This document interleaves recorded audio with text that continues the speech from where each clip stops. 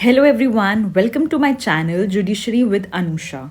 I have started with a 15-minute series wherein we'll understand one concept in complete manner.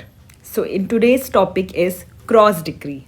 Cross decree कहाँ दे रखी है? Order 21 rule 18 पता होना चाहिए ये प्रीलिम्स पॉइंट ऑफ व्यू के हिसाब से भी और मेंस पर्सपेक्टिव से भी.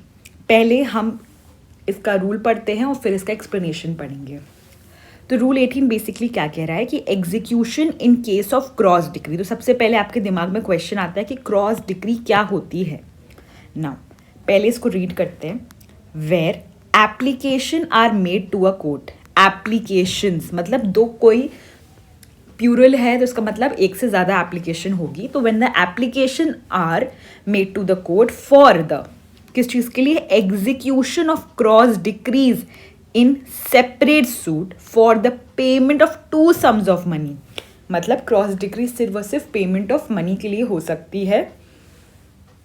passed between the same parties capable of execution at the same time by such court, then अब ये कंडीशन है. अगर आप इसको रीड करते हो तो आप समझोगे कि there are some conditions for cross decree, right.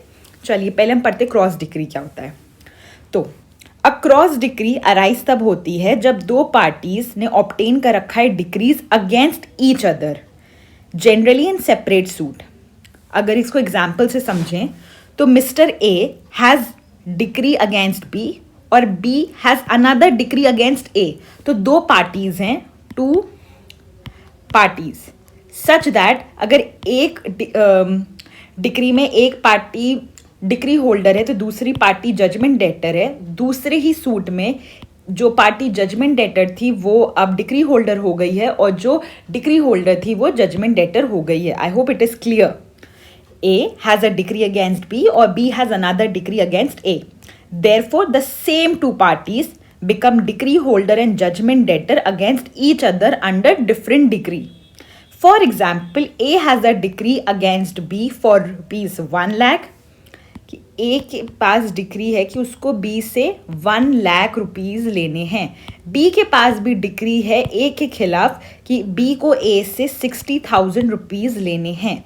तो अब इसको ही कहते हैं क्रॉस डिक्री, क्योंकि दो पार्टीज हैं, दो सेपरेट सूट्स हैं, दोनों को ही मनी लेना है एक दूसरे से. So these are called cross decree because the decree operate in different direction between the same parties. अब हम मीनिंग समझते हैं. Since both parties are required to pay money to each other, the law does not want unnecessary recovery proceedings in both direction. Instead, the amount can be adjusted against each other. Only the balance, if any, is recovered. तो objective क्या है आपका order 21 rule 18 का? Avoid unnecessary execution proceeding and unnecessary movement of money between the parties. जैसे suppose करिए कि जो A है has a decree against B 1 lakh, same example ले रहे हैं, और बी के पास डिक्री अगेंस्ट ए 60,000 की. तो there is no practical purpose कि पहले बी 1 लाख रुपए ए को दे, फिर उसमें से 1 लाख में से ए बी को 60,000 दे. इससे अच्छा द लॉ परमिट्स कि जो smaller amount against the larger amount, कि 1 लाख रुपए में से 60,000 रुपए हम एडजस्ट कर लेते हैं. तो ultimately A needs to execute the decree only for the balance of 40,000. ना अगर आपको अभी ये नहीं समझ में आया है तो आगे अभी हम एग्जाम्पल वाइज और अच्छे से करेंगे, तो बस स्टे ट्यून. ना अब हमें पढ़ना है असेंशियल्स फॉर क्रॉस डिक्री. तो देयर मस्ट बी 2 डिक्री. अभी तक आपको इतना तो क्लियर हो रहा होगा कि 2 डिक्री होनी चाहिए, एक ए टू बी और एक बी टू ए. फिर सेपरेट सूट्स हैं, 2 सम ऑफ मनी है, यहाँ पर 1 लाख है, यहाँ पर 60,000 है. देन दोनों का एक रेसिप्रोकल रिलेशनशिप है. अभी बताया है कि अगर कोई यहाँ पे जजमेंट डेटर है तो दूसरे सूट में वो डिक्री होल्डर हो जाना है. फिर सेम कैरेक्टर के होने चाहिए. सेम कैरेक्टर मतलब ए बी है तो बी ए है, कोई और नई पार्टी ऐड नहीं हो रही है. फिर जो सम है, ड्यू है, वो एक डेफिनेट होना चाहिए. मतलब हमें पता होना चाहिए कि हाँ 1 लाख रुपए है, 60,000 है, डेफिनेट सम होना चाहिए. These are the important essentials one should know. अब आगे पढ़ते हैं. आगे क्या लिखा हुआ है? दैट अगर if the two sums are equal मतलब ए को जो डिक्री है बी के अगेंस्ट वो है 20,000 रुपए की, और बी की जो डिक्री है ए की वो भी है 20,000 रुपए की, तो दोनों है इक्वल अमाउंट, राइट, दोनों ही इक्वल, तो क्या हो जाएगा, satisfaction shall be entered upon both decree. तो again 20,000 minus 20,000 it will be 0, दोनों सेटिस्फाइड है। If the two sums are unequal, अगर अब अनइक्वल है कि ए को बी को देना है 1 लाख, बी को लेना है 40, कुछ ऐसे है, अगर जो अभी हम सिचुएशन ले रहे थे तब क्या होना है, execution may be taken out only by the holder of the decree for the larger sum for so much only as remains after deducting the smaller sum. Satisfaction for the smaller sum shall be entered on the decree for the larger sum as well as satisfaction on the decree for the smaller sum. ये क्या बोल रहे हैं, अब इसको हम example के through समझते हैं। देखिए, if the two decrees are unequal amount, only the holder of the decree of the larger amount can execute it, and even then only for the balance remaining after deducting. समझते हैं example से। A has a decree against B 1 lakh की, और B के पास भी decree against है 60,000 की, तो लार्जर डिक्री किसके पास है, लार्जर डिक्री है A के पास, तो A can execute only for 40,000। तो अब A और B दोनों से कह दिया जाएगा जिसकी लार्जर है A की, तो पहले तो 1 लाख में 60,000 माइनस करेंगे तो आपका 40,000 आएगा। तो इन शॉर्ट A जो है वो 40,000 A can execute only for 40,000 क्योंकि 60,000 is adjusted against his decree for 1 lakh, तो B's decree for 60,000 is treated as satisfied. मतलब दो जो डिक्रीज थी उनको माइनस कर एक डिक्री में कन्वर्ट कर दिया गया है कि अब जो लार्जर था उसको देना पड़ेगा 40,000। मैं फिर से समझाती हूँ, देखिए, A की एक डिक्री है against B of 1 lakh, B की डिक्री है अगेंस्ट A ऑफ 60,000। तो अब हमने 1 लाख में से 60,000 माइनस करेंगे तो हमारा 40 आएगा। तो मतलब अब A को B को सिर्फ 40,000 देने हैं एक्स्ट्रा, बस। This is what they are saying. तो ये larger decree minus smaller decree is equals to जो बैलेंस आता है वो एग्जीक्यूटेबल होता है, और obviously larger have to execute. Why does the larger decree holder alone execute?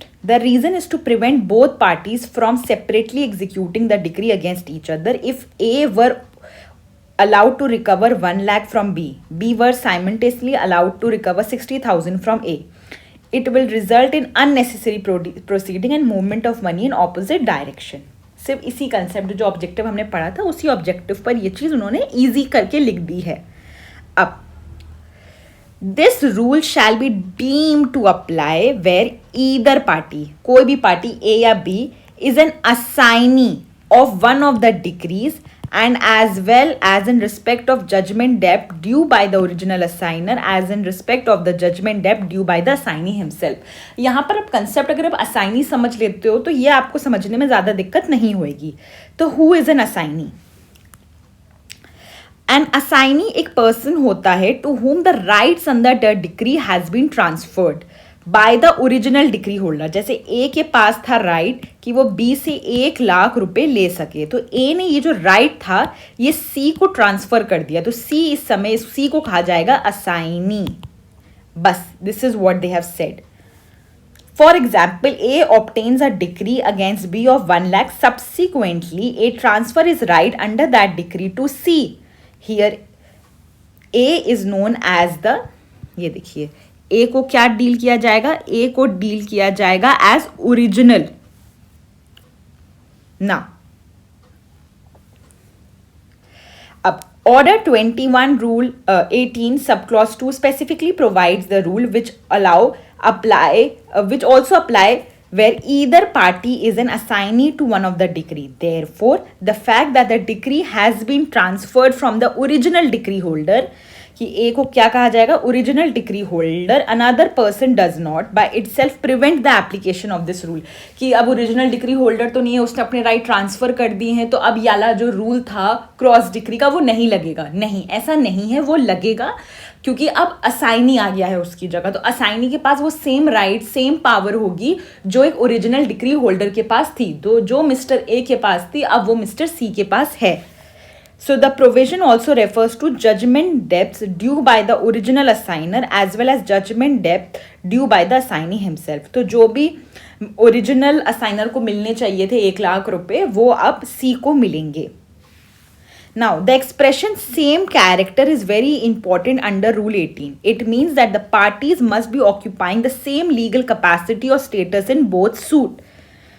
A person may sometimes appear in a case in his own personal capacity and in another case in a representative capacity, such as a trustee. In such a situation, the fact that the same individual is involved is not enough. The court also looks at the legal character in which the person is acting. तो ये चीज़ बहुत important है क्योंकि इस पर अभी आपका illustration भी बेस्ड है। अब आपने पता चल गया कि जो सम होना चाहिए वो डेफिनेट होना चाहिए, असर्टेनेबल होना चाहिए। अब हम इलस्ट्रेशन समझते हैं, एक बार देख लेते कोई पॉइंट भूल तो नहीं गए हैं। Okay, now this rule shall not be deem to apply unless कि जो decree holder is one of the suit in which the decree has been made is the judgment debtor in the another and each party files the same character in both the suit. वही तो आपको इसके अंदर क्या समझना था कि ये होना चाहिए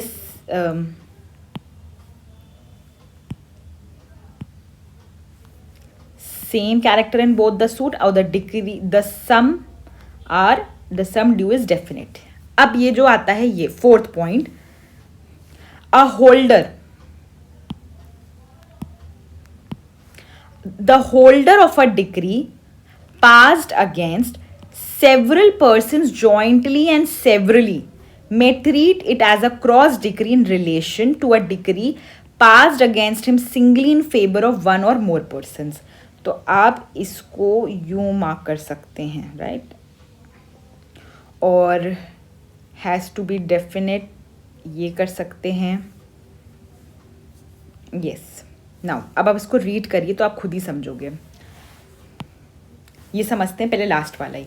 देखिए, A B C D and E are jointly and severally liable for ₹1,000 under a decree obtained by F. कि एफ ने एक डिक्री ओब्टेन करी है, F has obtain a decree jointly and severally जिसके लिए लाइबल हैं ए बी सी डी ई।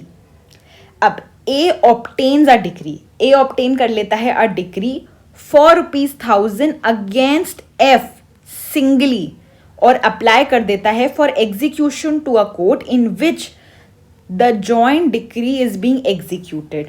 मतलब F की एक डिक्री थी jointly and severally against, F की डिक्री थी jointly and severally against A B C D and E of ₹1,000। Simultaneously A क्या करता है, सिंगली एफ के अगेंस्ट ₹1,000 की वो कर देता है। Now F may treat his joint decree, ये जो जॉइंट डिक्री थी, as cross decree under this rule. और अब ये आप कैसे समझोगे, बिकॉज ये आपका सब रूल 4 ही ऐसी बात कर रहा है कि the holder of a decree past against several and this may treat it as a cross decree in relation to a decree passed him singly in favor of one or more person। exactly जो rule 4 बोल रहा है उसी का illustration है। एक तो आप ऐसे ही समझ सकते हो, बाकी अगर इसका आपको एक वो चाहिए कंसेप्ट की क्या कंसेप्ट है तो हम इसको पढ़ते हैं। A, B, C, D, E are jointly and severally liable to F for 1,000 under a decree. A subsequently obtain कर लेता है एक decree for 1,000 against F and seek it to execute to the court where the joint decree is being executed. F may treat his joint decree as a cross decree in relation to A's decree. The reason is that, the reason जो आपको reason जानना है, the reason is that A is individually liable under the joint and several decree. Therefore, as between A and F, there is a reciprocal relationship. F can enforce अपनी liability against A, while A has a decree against F. This is why the illustration allows the joint decree to be treated as a cross decree in relation to A. I hope it is clear. ये बहुत important illustration है क्योंकि इस illustration से question आएगा, क्योंकि इसी situation में बस लिखा हुआ है कि क्रॉस डिग्री जो है अंडर में क्या कहते हैं, the may treat is joint degree as under this rule. बाकी सब में मना कर दिया है, क्यों कर दिया है वो भी पढ़ लेते हैं। देखिए कि इसमें ए होल्ड कर रहा है decree against B for ₹1000, B holds a decree against A for payment of 1000। यहां तक पढ़ोगे तो ठीक है, लेकिन in case A fails to deliver certain good at a future date, मतलब जो अमाउंट है वो डेफिनेट नहीं है, मतलब फ्यूचर डेट पर डिपेंड करता है, अभी इस समय नहीं है। अब ए एंड बी क्या है, को प्लेंटिव हैं जो ऑब्टेन कर रहे हैं decree of 1000 against C. C obtains a decree of ₹1000 against B. Enforce नहीं करवा सकता है क्योंकि सेम कैपेसिटी में नहीं है, सेम कैपेसिटी डेफिनेट अमाउंट। अब आ रहा है A obtains a decree against B for ₹1000 full stop. A क्या कर रहा है, डिक्री ले रहा है अगेंस्ट बी।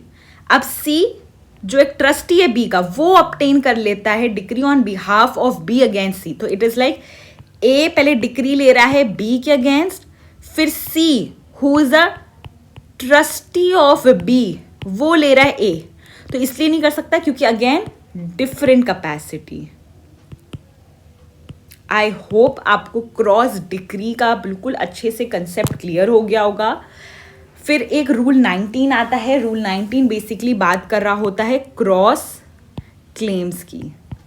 तो basically the only difference between rule 18 and 19 is कि यहाँ पे दो दो डिक्री हैं, वहाँ पर सिर्फ 1 डिक्री होती है और उसके अंदर 2 क्लेम्स हैं। हम फर्दर वीडियो में उसको और अच्छे से डेल इन करेंगे, बट अगर आपको इसको ढंग से समझना हो प्लीज़ इस वीडियो को एक और बार देख लो। ना समझ में आए तो मैं आपको इसको और भी अच्छे से समझा सकती हूँ। आप कमेंट डाउन करना कि नहीं समझ में आया या समझ में आया, जो भी आपका सजेशन है। बट इसके बियॉन्ड इसमें कुछ नहीं समझना था, हर एक चीज़ की एक इम्पॉर्टेंस थी। अगर मैं इसको और स्पेसिफिकली लिखूँ तो यहाँ पर आपको पहले तो असेंशियल्स बताए गए, फिर यहाँ पर सम्स के बारे में बताया गया, इक्वल और नॉट इक्वल। फिर यहाँ पर बताया गया असाइनी का एक कंसेप्ट कि असाइनी आ जाने की वजह से ये कंसेप्ट हट नहीं जाता है। असाइनी के पास भी सेम रूल्स एग्जिस्ट करेंगे जो एक ओरिजिनल के पास थे। फिर इसके अंदर 2 मोर असेंशियल कि जो सम है वो होना चाहिए और कैरेक्टर, सेम कैरेक्टर एक्चुअली इन्हीं पर ही इलस्ट्रेशन बेस्ड हैं। सो यस, और आप कह सकते हो illustrations are based on these concept. तो शॉर्ट नोट आ सकता है मेंस में या फिर प्रीलिम्स में ये इलस्ट्रेशन से आ सकता है, जिसमें सबसे ज़्यादा इंपॉर्टेंट इलस्ट्रेशन यही है क्योंकि इसके अंदर क्रॉस डिक्री हो रही है on the basis of this several and person jointly and severally. Thank you and stay tune.